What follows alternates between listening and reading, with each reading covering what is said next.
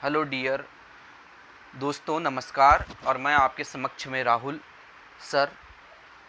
चूँकि इससे पहले जो है मेरे द्वारा मध्य प्रदेश समग्र अध्ययन पढ़ा गया था और उसकी वीडियो जो मेरे चैनल में आपको मिल जाएगी। और आज से हम जो है नया टॉपिक चालू करने वाले हैं, विश्व का भूगोल। और विश्व का भूगोल, आपको पता है कि इस विश्व के भूगोल में सातों महाद्वीप के बारे में पढ़ना है। सातों महाद्वीप में क्या क्या चीज़ें, स्थलाकृतियाँ, आपको पर्वत, पठार, मैदान, महासागर, ये आपको यहाँ पर चीज़ें देखने को मिलेगी। और विश्व का भूगोल चूँकि एमपीपीएससी और यूपीएससी, एमपीपीएससी यूपीएससी की दृष्टिकोण से काफ़ी बड़ा टॉपिक है। और यहाँ से सवाल अधिकांश बार एमपीपीएससी प्रीलिम्स और मेंस में पूछे गए हैं। यूपीएससी में भी यहाँ से बहुत बड़ा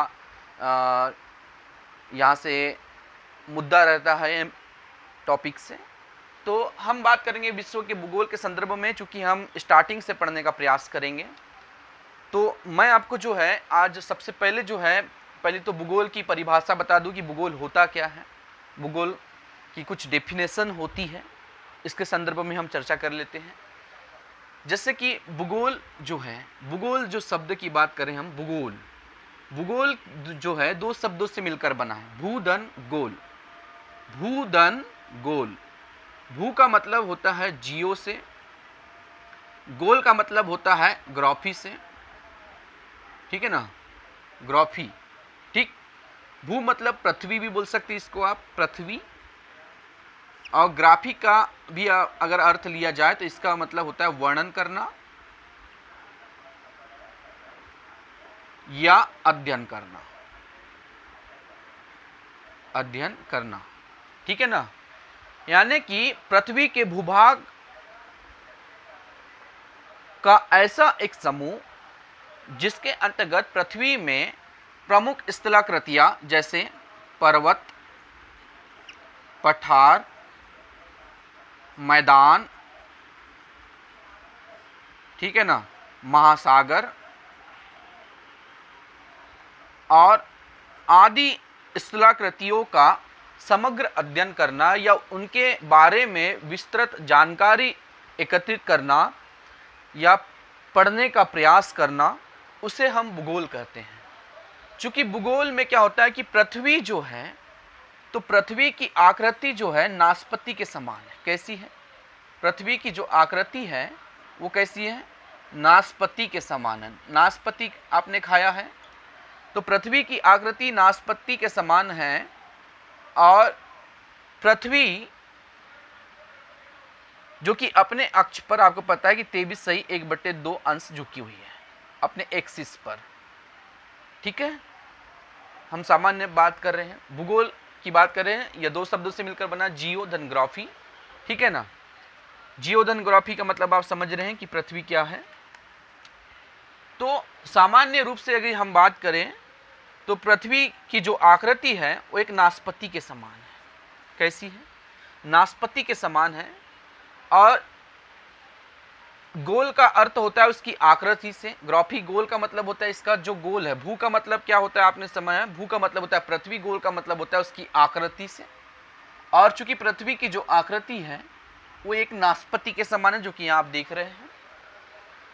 और इससे ही अंग्रेजी में जियो का अर्थ, और जियो का मतलब पृथ्वी, ग्राफी का मतलब होता है वर्णन करना या चित्रों के माध्यम से वर्णन करना बोल सकते हैं, ठीक है ना। चित्रों के माध्यम से वर्णन करना, यानी भूगोल एक ऐसा समूह पृथ्वी जिसके अंतर्गत पर्वत, पठार, मैदान, महासागर आदि स्थलाकृतियां आते हैं। और उन स्थलाकृतियों का एक चित्रों के माध्यम से वर्णन करना या अध्ययन करना ही भूगोल कहलाता है। ये सामान्य सी बात हो गई। अब पृथ्वी की आकृति जो है एक नाशपाती के समान है। इसे दीर्घ अक्षीय गोलाभ के नाम से भी जाना जाता है। इसे दीर्घ अक्षीय गोलाभ के नाम से भी जाना जाता है, ठीक। दीर्घ अक्षीय गोलाभ के नाम से भी जाना जाता है। अब भूगोल को एक विषय के रूप में सर्वप्रथम जो मान्यता है वो यूनान के लोगों ने दी थी। यानी भूगोल शब्द को एक विषय के रूप में सर्वप्रथम जो है मान्यता देने वाले एक यूनान के लोगों ने जो है इसको विषय के रूप में माना। और नवीन भौगोलिक स्थानों की खोज की और महत्वपूर्ण भूमिका अपनी अदा की इस विषय के संदर्भ में। और यूरोपीय इतिहास को अगर देखा जाए तो हमने 3 भागों में बांटा गया था, जन्म से लेकर 5वीं सदी तक एक पहला था जिसे स्वर्ण युग कहें, 5वीं से 15वीं सदी तक जिसमें महाद्वीपी का वर्णन मिलता है, और 15वीं से कुछ तो जिसमें प्लेटो, अरस्तु, सुकरात जैसे जो है कुछ दार्शनिक आपको देखने को मिलेंगे। और उसके बाद जो है यहाँ पर पृथ्वी का हम अध्ययन करते हैं। खैर हम मेन टॉपिक की बात करते हैं इसके बाद में। तो आपको पता हो गया कि विश्व का भूगोल के अंतर्गत भूगोल मैंने आपको सामान्यतः परिभाषा बताया। उसके बाद हम आगे पढ़ने का प्रयास करेंगे ब्रह्मांड के संदर्भ में, ठीक है। अब ब्रह्मांड क्या होता है इस पे हम देख लेते हैं चर्चा एक बार। ब्रह्मांड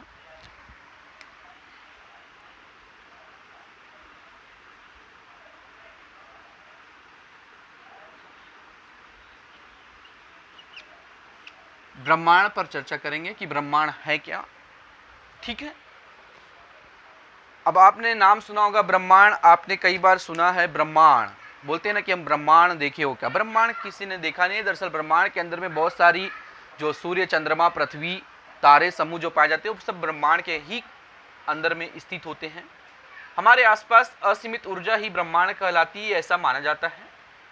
दरअसल सामान्य रूप से ब्रह्मांड की यदि परिभाषा देखी जाए तो ब्रह्मांड की परिभाषा सामान्य रूप से क्या होगी? पृथ्वी, ग्रह, उपग्रह, पृथ्वी, ग्रह, उपग्रह, आकाश गंगा, पृथ्वी, ग्रह, उपग्रह, आकाश गंगा एवं तारों, आकाश गंगा एवं तारों के सम्मिलित पुंज को ही हम ब्रह्मांड कहते हैं।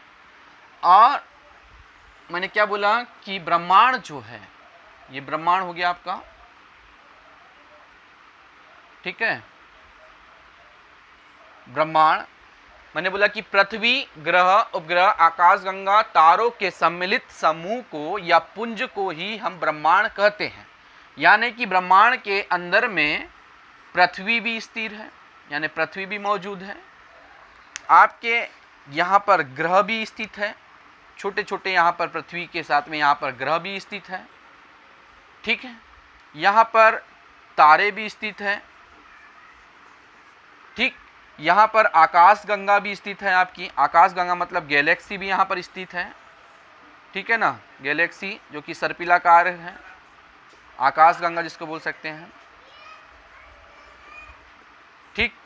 और यहाँ पर जो है तारे भी स्थित है जो कि बहुत ही विस्तृत है, अनंत बोल सकते हैं। तो तारे भी यहाँ पर मौजूद हैं,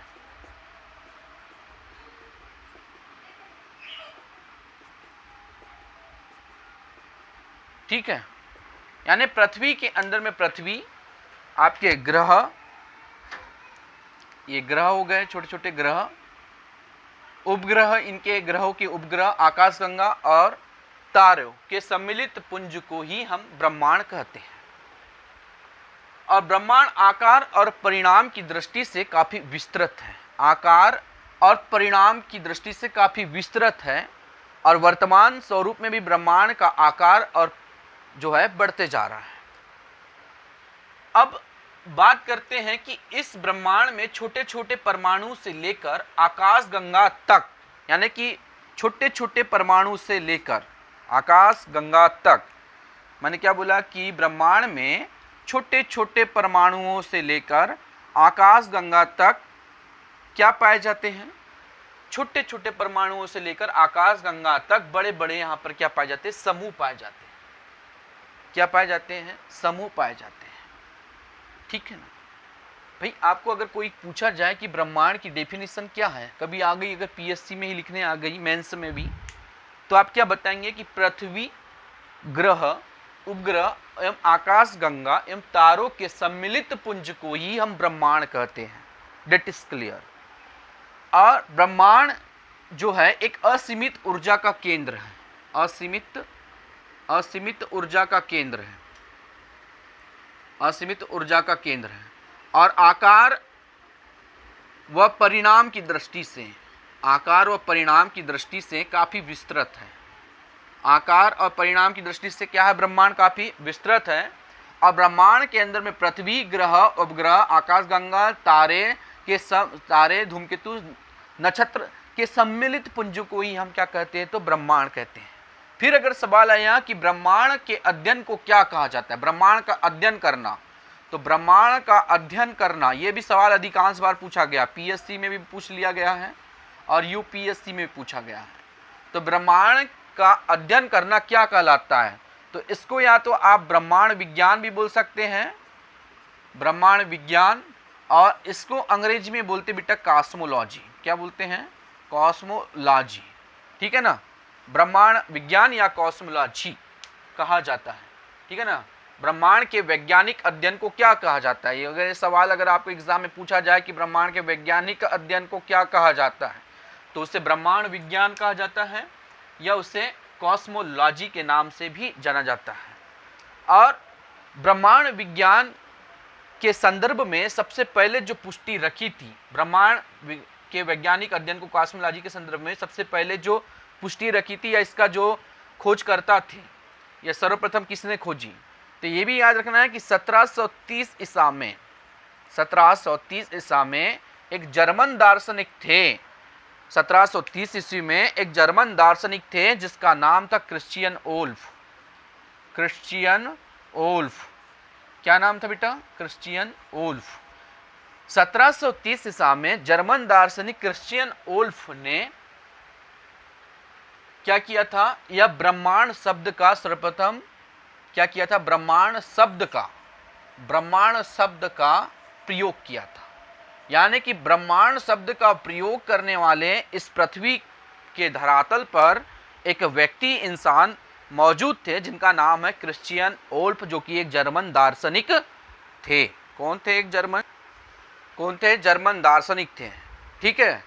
और उसके बाद में ब्रह्मांड के संदर्भ में वैकल्पिक रूप से देखा जाए तो बहुत सारे दार्शनिक और खगोलविदों का यहाँ पर क्या हुआ, इसके अध्ययन में उन्होंने अपनी रुचि दिखाना प्रारंभ की।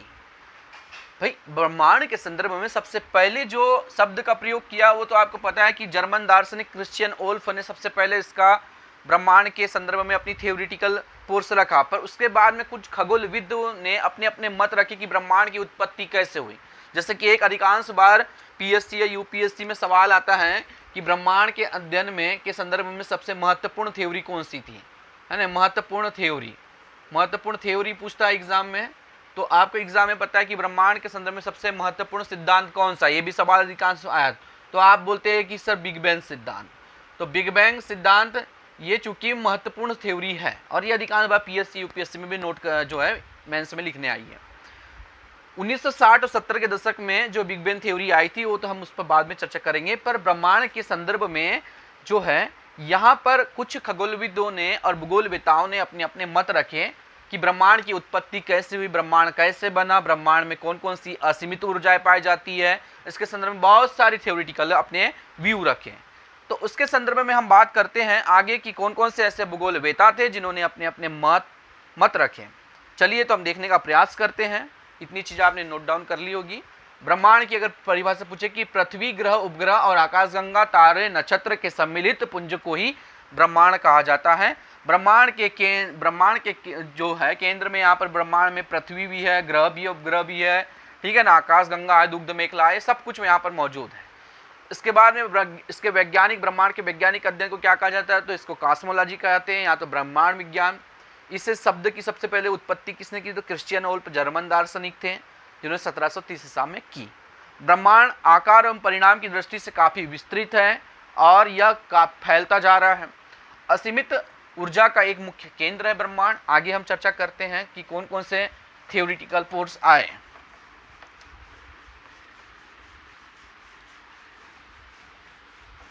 और आप नोट डाउन भी करते चलिएगा, काफ़ी इंपॉर्टेंट टॉपिक है पीएससी की दृष्टि से और यूपीएससी की दृष्टि से, ठीक है। इस सिद्धांत के फलस्वरूप में क्या है कि कई खगोलविदों का जो मत आया हम उसको देखते हैं, ठीक है। तो यहाँ पर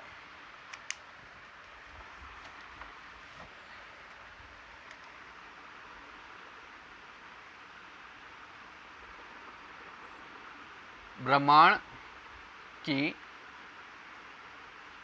उत्पत्ति के संदर्भ में, ब्रह्मांड की उत्पत्ति के संदर्भ में खगोलविद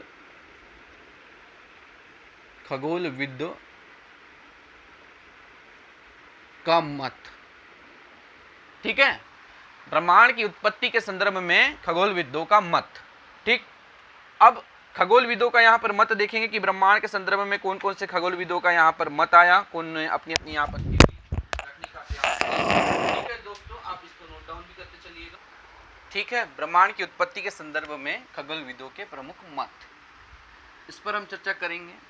अब पहली चीज कि सबसे पहले जो है यहाँ पर जियोसेंट्रिक अवधारणा आई। सबसे पहली जो आई जिसको हम बोल सकते हैं कि जियोसेंट्रिक अवधारणा, जियोसेंट्रिक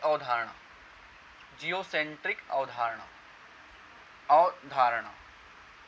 ठीक है ना, ये जियोसेंट्रिक अवधारणा यह कब आई? तो मिस्र यूनानी सभ्यता के खगोल शास्त्री, मिस्र यूनानी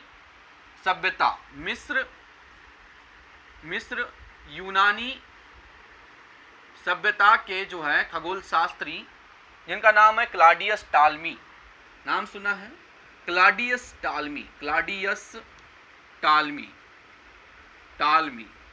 मिस्र यूनानी सभ्यता के जो प्रमुख जो खगोलविद थे, उन्होंने 140 ईसा पूर्व, ठीक है ना, क्लॉडियस टालमी ने 140 ईसा में ब्रह्मांड का अध्ययन करके बताया कि पृथ्वी ब्रह्मांड के केंद्र में है। पृथ्वी जो है वो ब्रह्मांड के केंद्र में है। इन्होंने, क्लॉडियस टालमी ने क्या बताया है कि ब्रह्मांड के केंद्र में पृथ्वी है। ये बताया कि ब्रह्मांड के केंद्र में क्या है, बोले पृथ्वी स्थिर है।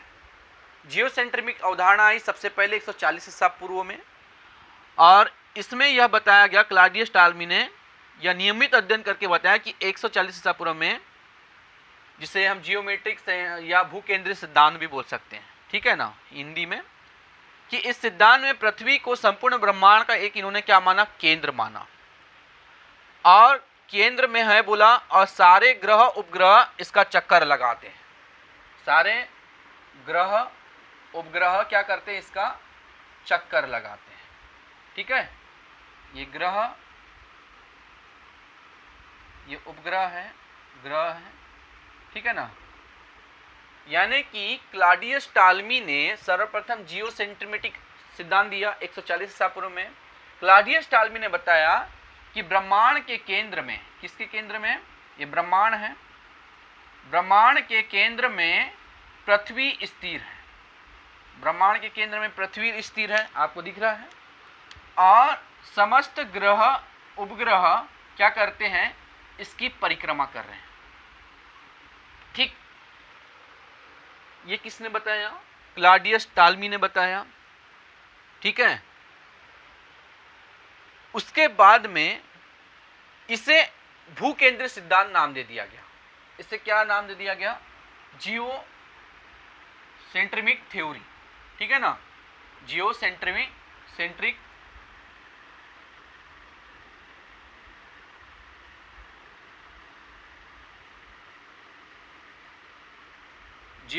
या भूकेंद्रीय सिद्धांत, भूकेंद्रीयता का सिद्धांत।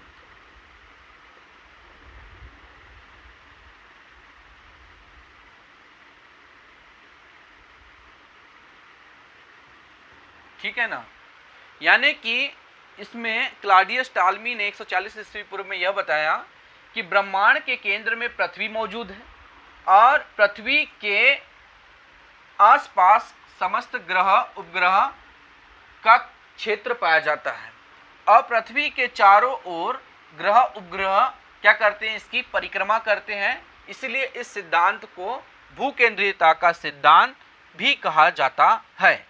और यह अवधारणा कब तक बनी रही भाई, यह अवधारणा 16वीं सदी तक बनी रही। यानी यह अवधारणा कब तक बनी रही, 16वीं सदी तक या 16वीं शताब्दी तक की यह बनी रही। ठीक, उसके बाद में ये तो हुई जियोसेंट्रिक थ्योरी की बात करें।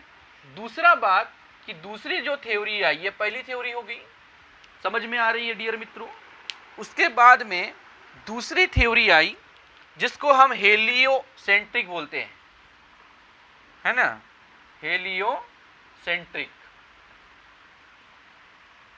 हेलियोसेंट्रिक थ्योरी, ठीक है। और ये आई थी 14वीं सदी में। अब यहां पर जो आई ये 15वीं सदी में आई। दूसरी जो थ्योरी आई यह 15वीं सदी में आई। और यूरोप में उस समय जो है पुनर्जागरण का काल चल रहा था, यानी यूरोप में पुनर्जागरण, ठीक है ना, पुनर्जागरण।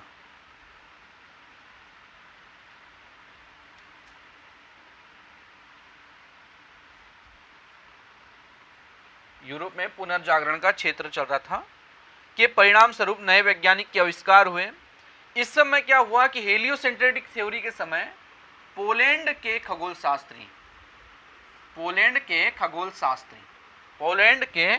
खगोल शास्त्री जिनका नाम है निकोलस कॉपरनिकस। क्या नाम है? Nicolaus Copernicus. खगोल के यानी पोलैंड के खगोल शास्त्री जिनका नाम है निकोलस कॉपरनिकस, इन्होंने 15वीं सदी में यूरोप के पुनर्जागरण के परिणाम स्वरूप नए वैज्ञानिक का आविष्कार हुआ। तो उसी समय पोलैंड के निवासी कॉपरनिकस ने 1543 ईसा में, ठीक है, 1543 ईसा में यह बताया कि पृथ्वी ब्रह्मांड के केंद्र में स्थिर नहीं है। इन्होंने क्या बताने का प्रयास किया पोलैंड के खगोल शास्त्री ने, कि ब्रह्मांड के केंद्र में बोलते हैं कि पृथ्वी स्थिर नहीं है, ठीक है, ब्रह्मांड के केंद्र में पृथ्वी स्थिर नहीं है बल्कि सूर्य स्थिर है, बोलता है।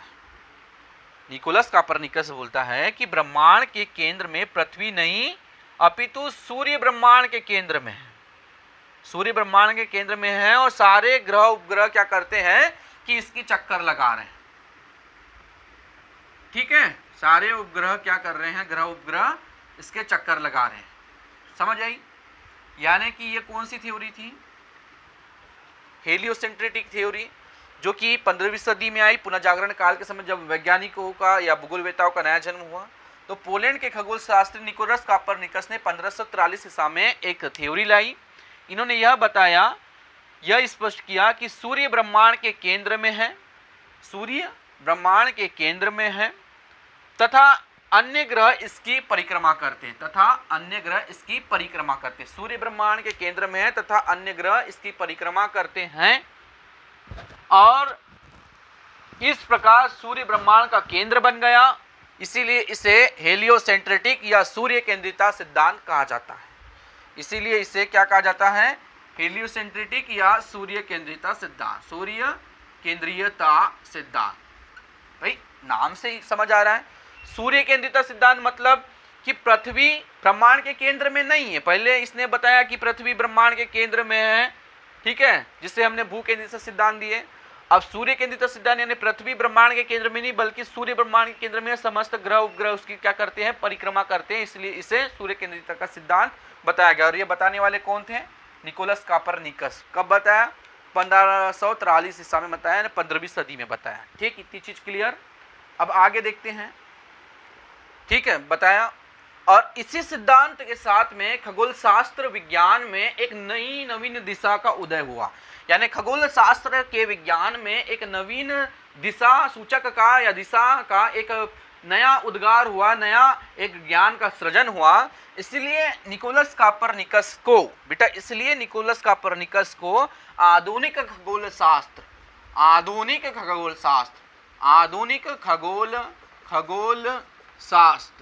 का जनक कहा जाता है।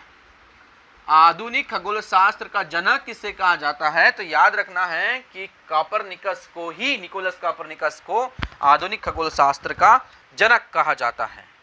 और उसके बाद में फिर क्या हुआ, आगे हम देखते हैं, ठीक है, नोट करते जाना है आपको। आगे क्या हुआ देखने का प्रयास करते हैं। उसके बाद में इस सिद्धांत के फलस्वरूप में जो है कई अध्ययन में एक नई दिशा, इस सिद्धांत के बारे में कई अध्ययन में एक नई दिशा, क्रांतिकारी परिवर्तन आए। जो कि भूगोल और ब्रह्मांड के अध्ययन के संदर्भ में बहुत ही कुछ बयां करना चाहते थे। तो उसके बाद में क्या हुआ कि वर्ष 1610 ईस्वी में, थर्ड वाली टॉप हम पढ़ रहे हैं, वर्ष 1610 ईस्वी में, ठीक है, वर्ष 1610 ईस्वी में इटली के खगोल शास्त्री, कहाँ के खगोल शास्त्री? इटली के खगोल शास्त्री, खगोल शास्त्री, इटली के खगोल शास्त्री, इटली के खगोल शास्त्री, ठीक है, गैलीलियो, नाम सुना है क्या? गैलीलियो, इटली के खगोल शास्त्री, हाँ भाई वही गैलीलियो जिन्होंने दूरबीन का आविष्कार किया था। इटली के खगोल शास्त्री गैलीलियो ने दूरबीन की सहायता से, दूरबीन का आविष्कार किया, इन्होंने दूरबीन का आविष्कार किया जिसमें ब्रह्मांड के अध्ययन में इन्हें एक सुविधा मिली, ठीक है ना। और इन्होंने क्या किया कि दूरबीन के आविष्कार के बाद ब्रह्मांड के अध्ययन में एक नया परिवर्तन ले आया, तो उन्होंने गैलीलियो ने। और 16वीं सदी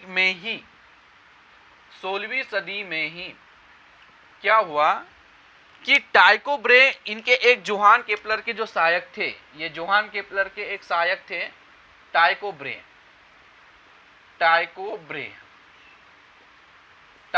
जो थे 16वीं सदी में ही इसके एक प्रमुख जो थे जॉन केपलर के एक सहयोगी थे।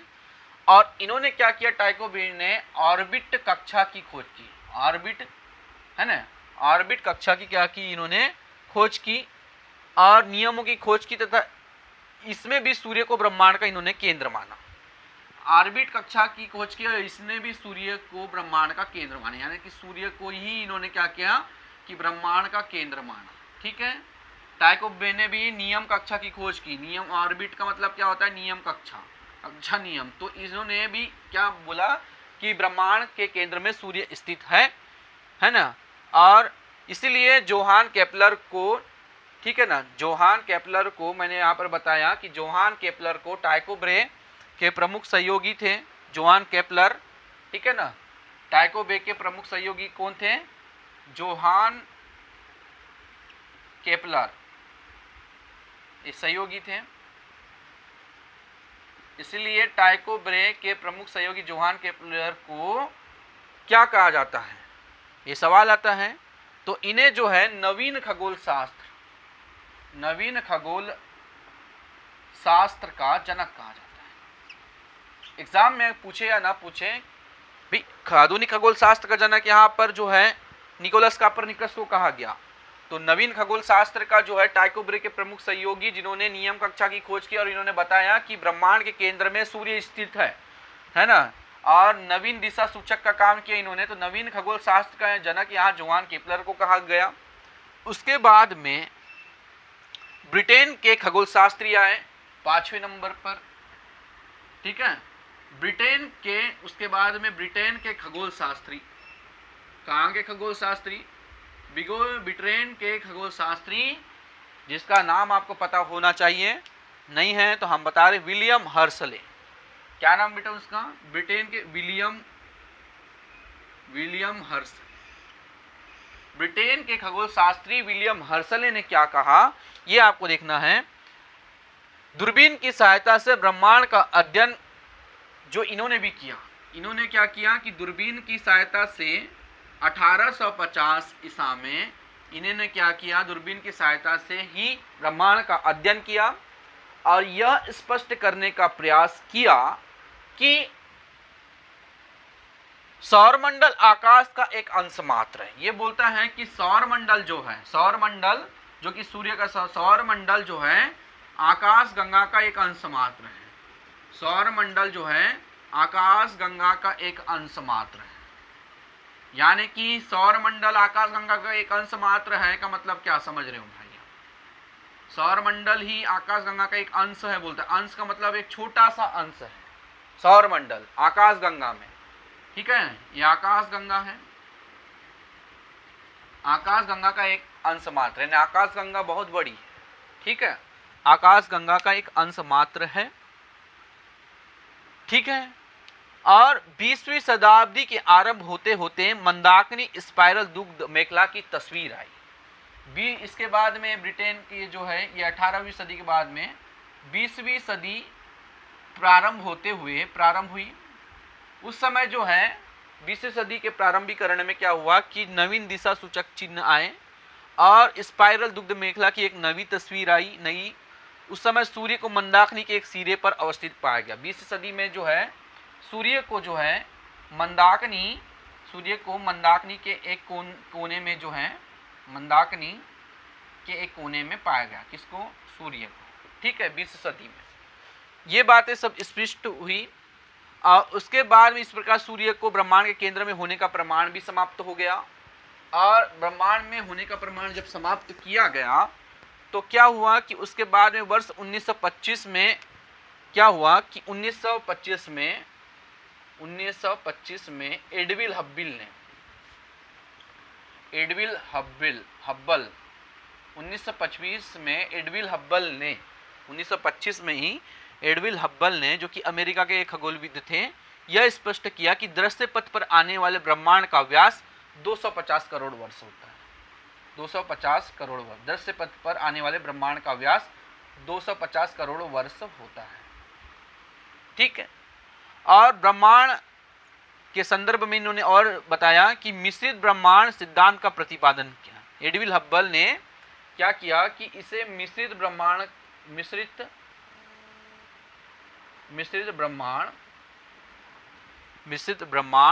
का प्रतिपादन किया और इसके अनुसार आकाश गंगाओं के बीच की दूरी बढ़ रही है, ये इन्होंने बताया। और ब्रह्मांड फैलता जा रहा है, जो एक निश्चित अवधि में एक महाचक्र में सम्मिलित होकर ब्रह्मांड क्या हो रहा है कि फैलता जा रहा है, जो निश्चित एक महाचक्र में शामिल होकर क्या हो जाएगा कि नष्ट हो जाएगा। ये इन्होंने बताने का प्रयास किया और एक बिंदु पर समाहित होकर ब्लैक होल में शामिल होकर नष्ट हो जाएगा। एक बिंदु में शामिल होकर क्या हो जाएगा कि ब्लैक होल में शामिल होकर नष्ट हो जाएगा। ये उन्होंने बताया, इन्होंने एडविन हब्बल ने। इतनी चीजें हो गई। और इसके बाद में जो है ये प्रमुख थ्योरी है ब्रह्मांड की उत्पत्ति के संदर्भ में, ये भूगोलवेताओं की प्रमुख थ्योरी है, यहाँ से सवाल भी आते हैं। और उसके बाद में क्या हुआ कि ब्रह्मांड की उत्पत्ति कैसे हुई, इसके संदर्भ में एक महत्वपूर्ण थ्योरी आती है, जिसके संदर्भ में कई बार पीएससी और यूपीएससी में भी सवाल आते हैं। तो ब्रह्मांड की उत्पत्ति के संदर्भ में एक थ्योरी है, उसका नाम है महाविस्फोट सिद्धांत, या जिसको हम अंग्रेजी में बिग बैंग थ्योरी के नाम से जानते हैं। बिग बैंग थ्योरी बहुत ही इंपॉर्टेंट है, इससे अधिकांश बार सवाल भी आए हुए हैं, जो कि एक दिवसीय परीक्षाओं के लिए काफ़ी महत्वपूर्ण है। ठीक है, चूंकि यहाँ पर जो है ब्रह्मांड की उत्पत्ति के संदर्भ में ये जो महत्वपूर्ण थ्योरी आपको दिख रही है कि ब्रह्मांड की उत्पत्ति के संदर्भ में कौन कौन से भूगोलवेताओं ने या दार्शनिकों ने अपनी अपनी थ्योरियाँ रखी। तो यहाँ पर आप देखिएगा कि ब्रह्मांड की उत्पत्ति के संदर्भ में सबसे पहली जो थ्योरी है, जिसका नाम है महाविस्फोटक सिद्धांत। ये जो थ्योरी है, ये जो है एब जॉर्ज लेमेंटियर, जिनका आप नाम सुन रहे हैं, ये सिद्धांत के प्रमुख प्रतिपादक भी हैं। ठीक है ना। और एब जॉर्ज लेमेंटियर जो थे वो बेल्जियम के एक प्रमुख निवासी थे। तो एब जॉर्ज जो लेमेंटियर है वो बेल्जियम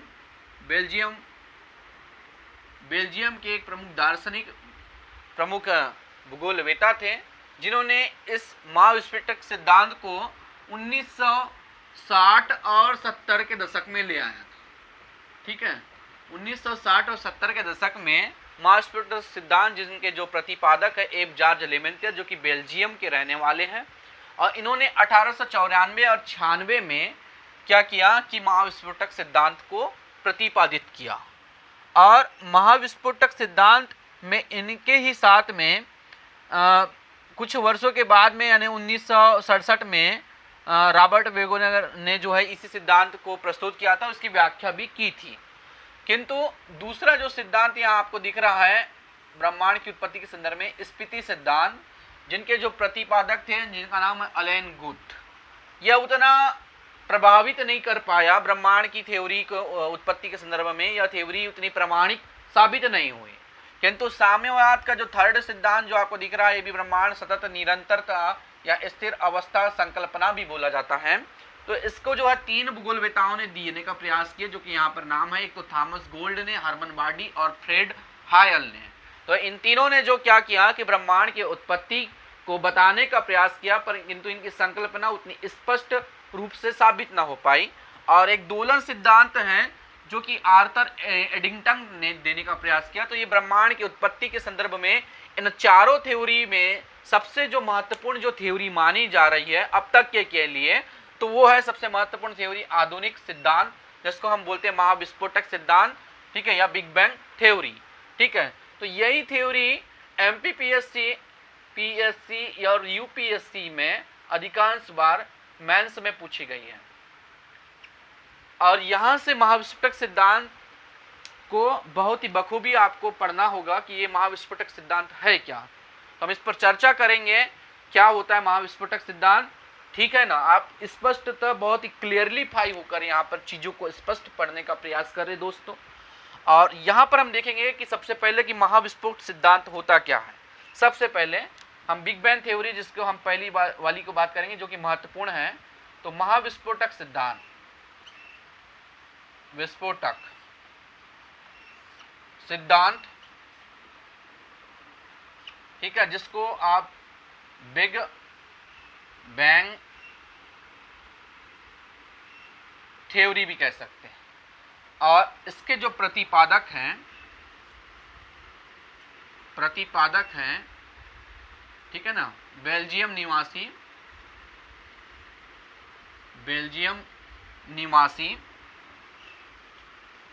एब जॉर्ज लेमेंटायर,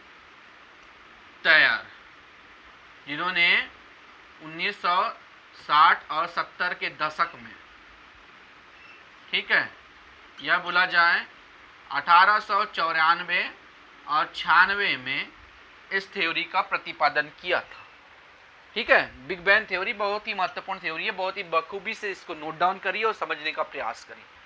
महाविस्फोटक सिद्धांत होता क्या है। 1960 और 70 के दशक में एब जॉर्ज लेमेंटायर ने यह बताने का प्रयास किया कि ब्रह्मांड की उत्पत्ति इस सिद्धांत के पर आधारित हुई है और आज से लगभग 15 अरब साल पहले केवल यह एक पिंड था। ब्रह्मांड जो था केवल एक पिंड था, ये इन्होंने बताने का प्रयास किया। कब? आज से लगभग, ठीक है ना, आज से लगभग 15 अरब साल पहले, 15 अरब साल पहले ब्रह्मांड केवल एक पिंड था। यानी ये जो ब्रह्मांड आपको दिख रहा है ये केवल एकमात्र क्या था, पिंड मात्र था। ये बता रहे हैं महाविस्फोटक सिद्धांत में। इसमें क्या हुआ, इस सिद्धांत में देखते हैं। इस सिद्धांत में यह बताने का प्रयास किया गया कि 15 अरब साल पहले ब्रह्मांड एकमात्र केवल पिंड था और पिंड होने के साथ साथ इसमें घनत्व अधिक होने के कारण इसका तापमान उच्च था। यानी कि यहाँ पर घनत्व मतलब इंटेंसिटी, घनत्व उच्च होने के साथ साथ, ठीक है, घनत्व उच्च होने के साथ साथ उसका उच्च था। और एक दिन इसमें अचानक क्या हो गया, विस्फोट हो गया। इसी विस्फोट के कारण इस पिंड के कई टुकड़े हुए, यानी इस पिंड के कई टुकड़े हुए, कई टुकड़े हो गए, इस पिंड के कई टुकड़े हो गए, ठीक है ना। ये पिंड टुकड़ों में बिखर गया।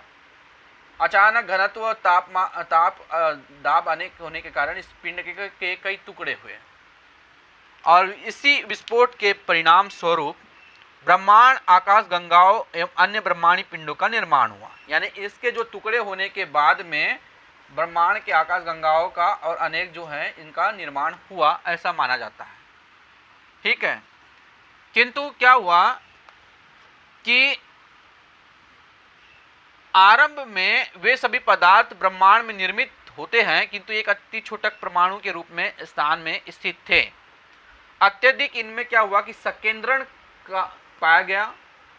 संकेंद्रण बढ़ने के साथ साथ इनमें ताप और दाब में वृद्धि हुई और ताप और दाब में वृद्धि होने के साथ साथ क्या हुआ कि अचानक यहाँ पर एक विस्फोट सा हुआ। विस्फोट होने के साथ में यही जो यहाँ के जो पार्टिकल्स थे, ठीक है, टुकड़े जो थे, पिंड के जो टुकड़े हुए वो क्या होने लगे, बिखरने लगे। जब बिखरने लगे तो ये क्या हुआ कि बिखर कर ये फैलने लगे और फैलने के बाद में यहीं पर जो है, यहाँ पर क्या हुआ कि कुछ ग्रह उपग्रह का निर्माण होना प्रारंभ हुआ। इस सिद्धांत ही के कारण अनेक आकाशीय गंगाओं और ब्रह्मांडीय पिंडों का निर्माण हुआ। आकाश गंगा का भी जो है गंगा या पिंडों का निर्माण होना प्रारंभ हुआ, ब्रह्मांडीय पिंडों का निर्माण होना प्रारंभ हुआ, यह थ्योरी बोली जाती है। ठीक, इतनी चीज स्पष्ट। अब उसके बाद में क्या हुआ कि ब्रह्मांड के सिद्धांत को समझने के लिए बहुत सारी एजेंसियां स्थापित की गई, जिसमें से एक प्रमुख एजेंसियां आपको जो दिख रही है नासा। नासा 2001 में लाई गई, जो कि ब्रह्मांड के विस्तार को विस्तारित करने के लिए एजेंसी का प्रयोग किया गया, और 11 फरवरी 2013 में इसने ब्रह्मांड के अध्ययन के लिए इन्होंने महत्वपूर्ण भूमिका निभाई। ठीक है, नासा ने। उसके बाद में दूसरी नासा ने ही वेब मैप के माध्यम से विल्कन्स माइक्रोएंट्रोट्रॉफी प्रोब के माध्यम से उन्हें ब्रह्मांड के रहस्य को खोदने के लिए एक सर्न नामक एजेंसी बनाई, जो न्यूक्लियस है, जो कि ब्रह्मांड के रहस्य को जानने का प्रयास करती। LHC आई उसके बाद में इंदौर में, और भी बहुत सारे। तो ये ब्रह्मांड के रहस्यों का पता लगाने के लिए बहुत सारी एजेंसियां को स्थापित की। तो चूंकि डियर विद्यार्थियों या मित्रों, फ्रेंड्स, आपको ये ब्रह्मांड के संदर्भ में आपको यहाँ पर जानकारी स्पष्ट हो गई होगी, किंतु आगे भी जो है हम यहाँ पर आगे और भी टॉपिक में जो है, जैसे कि ब्रह्मांड में मंदाकिनी के संदर्भ में हम चर्चा करने वाले आगे जो है आपको जो है क्लास में आपको देखने को मिलेगा। ठीक है, तो आप इसको बखूबी रूप से आप नोट डाउन करते रहिए। अब हम आगे बात करेंगे आकाश गंगा की, कि आकाश गंगा क्या है। ठीक है, आकाश गंगा, इस पर चर्चा करेंगे कि आकाश गंगा होता क्या है। इस पर चर्चा करने की बात करते हैं। आकाश गंगा का जो निर्माण है वो बिग बैंग थ्योरी के अनुसार